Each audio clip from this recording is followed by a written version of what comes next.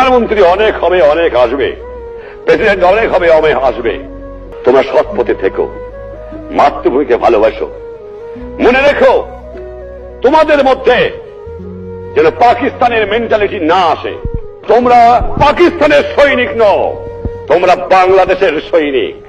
তোমরা হবে আমার পিপুলস আর্মি। তোমরা পেশাদার বাহিনী নয়, তোমরা শুধু সামরিক বাহিনী নও।